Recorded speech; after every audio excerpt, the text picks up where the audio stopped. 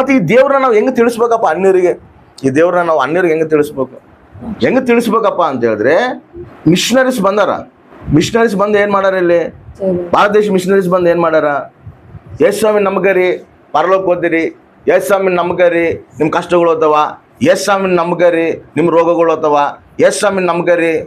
ಇದೊಂದೇ ಬೋಧಿಸಿಲ್ಲ ಅವರು. ಯೇಸು ಸ್ವಾಮಿ ನಮ್ಗ ಪರಲೋಕ ಹೋಗ್ಬೇಕಂದ್ರೆ. ಬಟ್ ಅವ್ರು ಏನು ಮಾಡ್ಯಾರ ಗೊತ್ತಾ? ಅದನ್ನು ಬೋಧಿಸಿ, ನನ್ನ ದೇವರು ಎಂಥ ದೇವರು? ಕೆಟ್ಟೋಗಿರೋದನ್ನ ಕಟ್ಟುವಂಥ ದೇವರು. ಭಾರತ ದೇಶ ಏನಾಗೈತೆ? ಕೆಟ್ಟೋಗೈತೆ. ಆಗಿನ ಕಾಲದಾಗ ಹೆಂಗಿತ್ತು ಅಂದರೆ, ಗಂಡ ಸತ್ರೆ ಹೆಂಡತಿ ಕೂಡ ಸಮಾಧಿ ಮಾಡಬೇಕು, ಆಕೆ ಕೂಡ ಸಾಯ್ಬೇಕು. ಅಂದ್ರೆ ಆಕೆ ಹಕ್ಕಿಲ್ಲ. ಗಂಡ ಇರೋವರೆಗೆ ಬದುಕಬೇಕು. ಗಂಡ ಇರೋನಾಗೇನಂದ್ರೆ ಆಕೆ ಕೂಡ ಆ ಗಂಡನ ಸರಿಗೆ ಸಾಯ್ಬೇಕಂದ್ರೆ ಆಕಿನ ಕೂಡ ಸಜೀವವಾಗಿ ದಾನ ಮಾಡ್ತಿದ್ರು. ಈ ರೀತಿ ಇತ್ತು. ಆದರೆ ಕ್ರೈಸ್ತವ್ರು ಮಿಷನರೀಸ್ ಬಂದು ಏನು ಮಾಡಿದ್ರು? ಅದಕ್ಕೆ ಹೋರಾಡಿದ್ರು. ಕೆಟ್ಟೋಗಿರೋದನ್ನ ನಾವು ಕಟ್ಟಬೇಕು, ದೇವ್ರು ಎಲ್ಲರನ್ನ ಸೃಷ್ಟಿ ಮಾಡೋಣ, ಆಕೆ ಹಕ್ಕೈತೆ, ಹಕ್ಕಿರೋಕೆ ನೀನು ಎದಕ್ಕೆ ಸಾಯಿಸ್ತಾ ಇರ ಅಂತೇಳಿ ಅದಕ್ಕೆ ಹೋರಾಟ ಮಾಡಿ ಅದಕ್ಕೊಂದು ಚಟ್ಟ ತಗೊಂಬಂದ್ರು, ಕ್ರಮ ತಗೊಂಬಂದ್ರು. ಇದು ಹೆಂಗೆ ಬಂತಪ್ಪ? ಈ ಹೋರಾಟ ಮಾಡ್ಬೇಕು, ಇದನ್ನ ಸರಿಪಡಿಸ್ಕೋಬೇಕು ಅನ್ನೋದು ಹೆಂಗೆ ಬಂತಪ್ಪ ಅಂದ್ರೆ, ನಾನು ಸೃಷ್ಟಿಕರ್ತನ ನೋಡೀನಿ. ಆಮೇನ್. ನಾನು ಸೃಷ್ಟಿಕರ್ತ ಏನು ಮಾಡ್ಯಾನ? ಕೆಟ್ಟೋಗಿರೋದನ್ನ ಕಟ್ತದಾನ. ನಾವೇನು ಮಾಡ್ಬೇಕು? ಆತನ ಗುಣಲಿದ್ದ ಕೆಟ್ಟೋಗಿದ್ದನ್ನ ಕಟ್ಟಬೇಕು. ಆತನ ಆಲೋಚನೆಲಿದ್ದ ಆತನ ಗುಣನ ನೋಡಿ ಬಂದಿರುವಂತ ಆಲೋಚನೆ ವಿಧಾನ ಕ್ರೈಸ್ತವರು ತಂದು, ಮಿಷನರೀಸ್ ತಂದು ಏನ್ ಮಾಡಾರ? ಇಲ್ಲಿ ಕೆಟ್ಟೋಗಿರೋದನ್ನ ಮತ್ತೆ ಕಟ್ತಾ ಇದಾರ. ಆಮೇನ್. ಹಲ್ಲೆಲೂಯಾ. ಅವರಿಗೆ ಈ ಮಲೇರಿಯಾ, ಕ್ಯಾಲರಿ ಇವೆಲ್ಲ ಏನಿದೆ, ಫುಲ್ ಭಯಂಕರವಾದ ಜ್ವರ ಇದು. ಅವಾಗ ಅದ್ರ ಸತ್ತೋತ್ರ ಟ್ರೀಟ್ಮೆಂಟ್ ಇದ್ದಿಲ್ಲ. ಅವಾಗ ಅದು ಜ್ವರ ಬಂದ್ರೆ ಸತ್ತೋತಿದ್ರು. ಎಷ್ಟು 1000 ಜನ ಸತ್ತೋಗ್ಯಾರ. ಇದೆಲ್ಲ ಹಿಸ್ಟ್ರಿ, ನೀವು ನೋಡ್ಕರಿ. ನೀವು 1000 ಜನ ಟ್ರೀಟ್ಮೆಂಟ್ ಇದ್ದಿಲ್ಲ, ಅದಕ್ಕೆ ಸತ್ತೋತಿದ್ರು. ಇವ್ರು ಬಂದು ಏನು ಮಾಡಿದ್ರು ಗೊತ್ತಾ? ಅದಕ್ಕೆ ಟ್ರೀಟ್ಮೆಂಟ್ ತಂದರು ಮಿಷನರಿಗಳು, ಕ್ರೈಸ್ತವ್ರ ಮಿಷನರಿ. ಭಾರತ ದೇಶಕ್ಕೆ ಹಾಸ್ಪಿಟಲ್ಗಳು ನಿರ್ಮಿಸಿದ್ರು, ಟ್ರೀಟ್ಮೆಂಟ್ ಕೊಟ್ಟು ಏನು ಮಾಡಿದ್ರು ಗೊತ್ತಾ? ಸಾಯಂತರನ್ನ ಬದುಕಿಸಿದ್ರು. ಆಮೇನ್. ಏನು ಮಾಡ್ತಾರೆ ಇವರು? ದೇವ್ರು ನಮಗೇನು ಪ್ರೀತಿ ತೋರ್ಸನೋ, ದೇವ್ರು ನಮ್ಮನ್ನ ಹೆಂಗ ಕಟ್ಟೇನೋ ಹಂಗ ಜೀವಿತಗಳು ಇವ್ರು ಕಟ್ಟದಾರ. ಸುಮ್ಮನೆ ಮಾತಿನಾಗೆ ನೀವು ಯೇಸು ನಂಬ್ಕೋಬೇಕು, ನೀವು ಪರಲೋಕ ಹೋಗ್ತೀರಿ, ಇಲ್ಲಾಂದ್ರೆ ನೀವು ಪರಲೋಕ ಹೋಗೋದಿಲ್ಲ ಅಂತೇಳಿ ಬರೀ ಅಲ್ಲಿವರೆಗೆ ಹೇಳ್ಬಿಟ್ಟಿಲ್ಲ ಅವರು. ಇವ್ರು ಏನ್ ಮಾಡ್ತಾರೆ ಹೇಳು? ಕಟ್ಟುತ್ತದಾರ, ಜೀವಿತಗಳನ್ನ ಕಟ್ಟದಾರ. ಕ್ರಿಸ್ತು ನಮ್ಮನ್ನ ಹೆಂಗ ಪ್ರೀತಿ ಮಾಡೋನು, ಆ ದೇವ್ರ ಸ್ವಭಾವ, ಸೃಷ್ಟಿಕರ್ತನ ಸ್ವಭಾವ ಹೆಂಗೈತೋ ಆ ಸ್ವಭಾವ ನಮ್ಮಲ್ಲಿ ಕೂಡ ಕಾಣಬೇಕು. ಅವಾಗೇ ಅನ್ಯರು ನಮ್ಮನ್ನ ನೋಡಿದಾಗ ಸೃಷ್ಟಿಕರ್ತನ ತಿಳ್ಕೊಂತಾರ. ಆಮೇನ್. ಹೆಣ್ಣುಡ್ರಿಗೆ ಎಜುಕೇಶನ್ ಓದಂಗೆ ಇಲ್ಲ. ಹೆಣ್ಣುಡ್ರು ಓದಂಗೆ ಇಲ್ಲ. ಆಗಿನ ಕಾಲದಾಗ ಅಸಲು ಓದಂಗೆ ಇಲ್ಲ, ಬರೀ ಗಂಡುಡ್ರು ಓದ್ಬೇಕು. ಆದ್ರೆ ಏನ್ ಮಾಡಿದ್ರೆ ಹೇಳು? ಹೆಣ್ಣುಡ್ರು ಕೂಡ ಓದ್ಬೇಕಂತ ಹೇಳಿ ತಂದ್ರು ಅವರು. ಆಮೇನ್. ಇವಾಗ ಹೆಣ್ಣುಡ್ರು ಎಲ್ಲರೂ ಜಾಬ್ ಮಾಡ್ತಾರಂದ್ರೆ, ಹೆಣ್ಣುಡ್ರೆಲ್ಲ ಧೈರ್ಯವಾಗಿ ತಿರುಗ್ತಾರಂದ್ರೆ ಇದು ತಂದಿರೋದು ಯಾರು? ಇದು ಪುನರ್ ಸ್ಥಾಪನ ಮಾಡಿರೋದು ಯಾರು? ಕ್ರೈಸ್ತವ್ರ ಮಿಷನರಿಗಳು. ಆಮೇನ್. ಹೆಂಗೆ ವ್ಯಕ್ತಪಡಿಸ್ತಾರೆ ಇವ್ರು ಕ್ರಿಸ್ತನ ಹೆಂಗೆ ವ್ಯಕ್ತಪಡಿಸ್ತಾರೆ? ಕ್ರಿಯಾ ರೂಪದಲ್ಲಿ. ನನ್ನ ದೇವ್ರ ಹಿಂಗೆ ಮಾಡೋಣ, ನಾವು ಕೂಡ ಹಿಂಗೆ ಮಾಡಬೇಕು. ಕೆಟ್ಟೋಗಿರೋ ಜೀವಿತಗಳನ್ನ ಕಟ್ತಿದ್ದಾರೆ ಅವರು.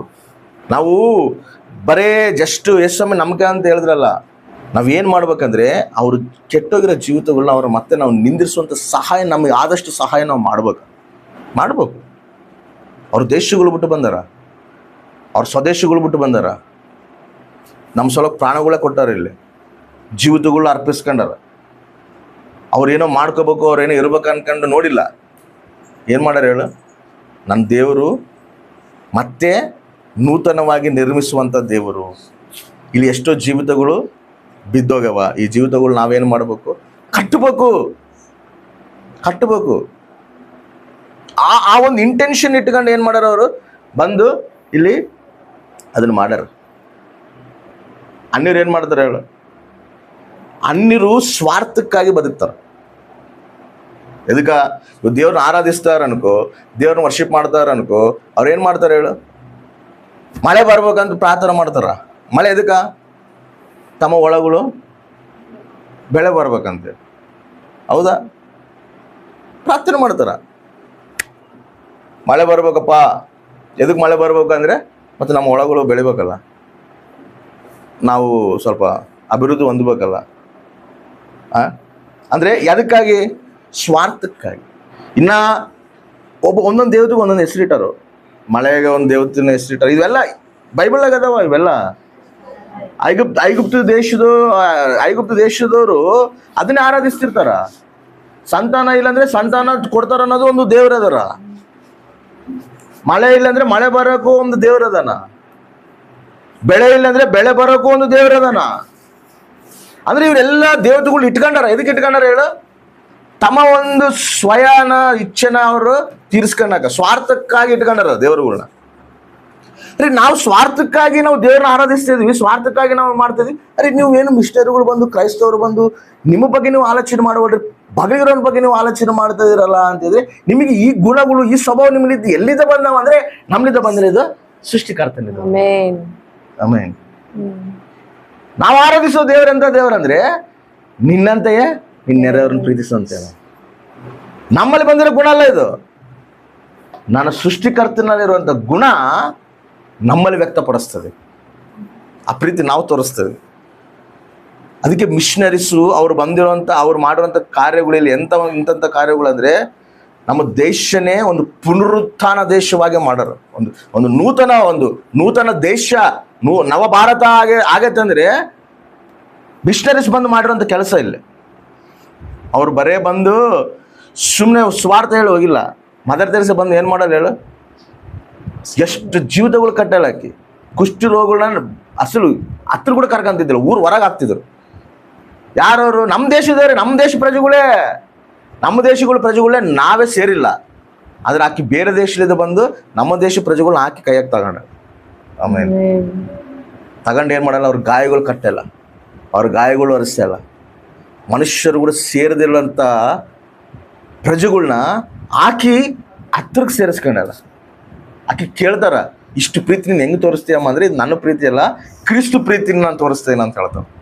ಆಮೇಲೆ ಅಂದರೆ ಆಸೆನೇ ಇಲ್ಲದ ಜೀವಿತಗಳಿಗೆ, ನಿರಾಸೆ ಜೀವಿತಗಳಿಗೆ ಯಾರು ನಮ್ಮನ್ನು ಸೇರುವಲ್ರಿ, ನಮ್ಮ ಜೀವಿತ ಇಷ್ಟೇ, ನಮ್ಮ ಬದುಕು ಇಷ್ಟೇನಾ ಅಂತೇಳಿ ಕೃಂಗತಿರೋ ಜೀವಿತಗಳನ್ನ ಮತ್ತೆ ಜೀವಿತ ಮೇಲೆ ಆಸೆ ಬರಂಗ ಮಾಡ್ತಾಳ. ಆಮೇಲೆ ಮತ್ತೆ ಆ ಜೀವಿತ ನಿಂದ್ರಸಕ್ ನೋಡ್ತಾಳ, ಕಟ್ಟತಾಳ. ಹೆಂಗ್ ಕಟ್ತೀನಿ ನೀನಂದ್ರೆ ನಮ್ಮ ಸೃಷ್ಟಿಕರ್ತನ ಕಟ್ತಾನ. ಕ್ರೈಸ್ತವ್ರನ್ನಲ್ಲೇ ಕಾಣೋದಿದು. ಶತ್ರುನ ಪ್ರೀತಿ ಮಾಡೋಂಥ ಗುಣ ಯಾರು ಕಳ್ಸಿರೋದು? ಕ್ರಿಸ್ತೇ. ಒಂದು ಕಪಲ್ ಹೊಡೆದ್ರೆ ಇನ್ನೊಂದು ಕಪಲ್ ತೋರ್ಸಂತ ಹೇಳಿರೋದು ಯಾರು? ಗಾಂಧೀಜಿ ಅಲ್ಲ, ಅದು ಗಾಂಧೀಜಿನ ಮೊದಲು ಕ್ರಿಸ್ತ ಹೇಳಿರೋದು. ಅದು ಆ ಕ್ರಿಸ್ತನ ಹೇಳಿರೋ ಮಾತಿನ ಗಾಂಧೀಜಿ ಫಾಲೋ ಆಗಿರೋದು. ಹೌದಾ ಇಲ್ಲ? ಶತ್ರುನ ಪ್ರೀತಿಸಂತ ಹೇಳಿರೋದು ಯಾರು? ದೇವ್ರೇ. ಹೆಂಗಪ್ಪ ನೀವು ಅಷ್ಟು ಶತ್ರುಗಳು ನಿಮ್ಮನ್ನ ದ್ರೋಹ ಮಾಡಿ, ನಿಮ್ನ ಹಿಂಸೆ ಮಾಡಿ, ನಿಮ್ಮನ್ನ ನೋವಿಸಿ ಇಷ್ಟೆಲ್ಲ ಮಾಡಿದ್ರು ನೀವು ಹೆಂಗೆ ಪ್ರೀತಿ ಮಾಡ್ತೀರ ಅಂದ್ರೆ, ನಮ್ಮ ದೇವ್ರ ಪ್ರೀತಿ ಮಾಡೋಣ. ನಮ್ಮ ದೇವ್ರನ್ನ ನೋಡೇ ಕಲ್ತೀನಿ ನಾನು. ಹೆಂಗೆ ಬಂದಿದ್ದೀನಿ ಗುಣ? ಇವಾಗ ತಪ್ಪಿపోయిన ಕುಮಾರನ ಇರ್ತಾನ, ಅವ್ನು ಏನು ಮಾಡಿರ್ತಾನ, ತಂದೆಗೆ ಮೋಸ ಮಾಡಿ ತಂದೆ ತಾಯಿರ ಆಸ್ತಿನೆಲ್ಲ ತಗೊಂಡು ಅವನು ಊರ್ ಹೊರಗೆ ಹೋಗ್ಬಿಡ್ತಾನ. ಅವ್ನು ಇಷ್ಟಾನುಪ್ರಕಾರ ಜೀವ್ಸಕ್ಕೆ ಹೋಗ್ತಾನ. ಹೋಗಿ ಏನು ಮಾಡ್ತಾನ, ಅವ್ನು ಇರೋ ಗಿಸ್ತಿನಿ ಎಲ್ಲ ಕಳ್ಕೊಂಡ್ಬಿಡ್ತಾನೆ, ಎಲ್ಲ ನಾಶನ ಮಾಡ್ಕೊಂತಾನ. ಕೈಯಾಗ ₹1 ಕೂಡ ಇರೋದಿಲ್ಲ, ಊಟ ಮಾಡೋ ಕೂಡ ತಿಂಡಿರೋದಿಲ್ಲ. ಅವಾಗ ಅವನು ಜ್ಞಾಪನ ಮಾಡ್ಕೊಂತಾನೆ. ಯಾರನ್ನ? ತಂದೆನ ಜ್ಞಾಪನ ಮಾಡ್ಕೊಂತಾನ.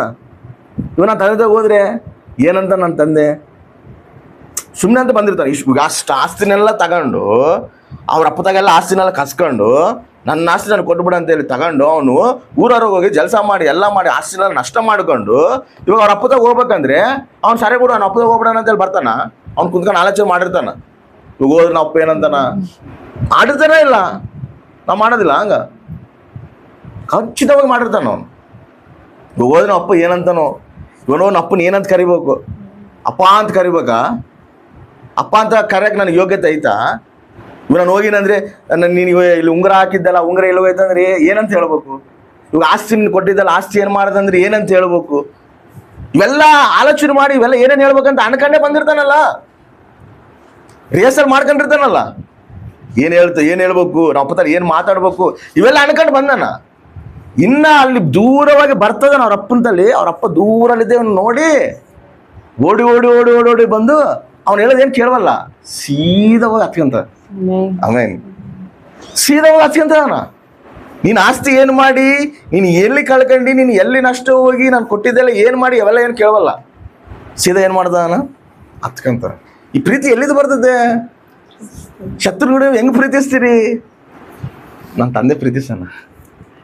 ನನ್ನ ತಂದೆ ಏನು ಕೇಳಿಲ್ಲ, ಅವರು ಪಾಪ ಅವರು ಮಾಡಿರೋ ತಪ್ಪುಗಳು ಏನು ಕೇಳಿಲ್ಲ. ಏನು ಮಾಡೋಣ ಹೇಳ? ಅವ್ರು ಇನ್ನೂ ಹೇಳಕ್ಕೆ ಬರೋಕ್ಕಿಂತ ಮುಂಚೆ ಅವ್ರಿನ್ನ ಸಾರಿ ಹೇಳಕ್ ಬರೋಕ್ಕಿಂತ ಮುಂಚೆ ಅವ್ರ ತಪ್ಪುಗಳು ಅವ್ರಿನ್ನ ಗ್ರಹಿಸೋಕ್ಕಿಂತ ಮುಂಚೆನೆ ಹೋಗಿ ಹತ್ಕೊಂತ. ಆಮೇನ್. ಇದು ನಿಜವಾದ ಕ್ರೈಸ್ತತ್ವ. ಈ ಗುಣ ನಮ್ಮಲ್ಲಿ ಕಾಣಬೇಕು, ಈ ಗುಣ ನಮ್ಮಲ್ಲಿ ಇರಬೇಕು. ಏನೋ ಬರ್ತೀವಿ, ಪ್ರೇಯರ್ ಮಾಡ್ತೀವಿ, ಇರ್ತೀವಿ, ಭಕ್ತಿ ಮಾಡೋದಲ್ಲ. ಭಕ್ತಿ ಪ್ರೀತಿನಲ್ಲಿ ನೀನು ತೋರಿಸ್ಬೇಕು ಇನ್ನೊಬ್ಬರಿಗೆ. ಆಮೇನ್. ನೀನಲ್ಲಿ ಆ ಪ್ರೀತಿ ನೋಡ್ಬೇಕು.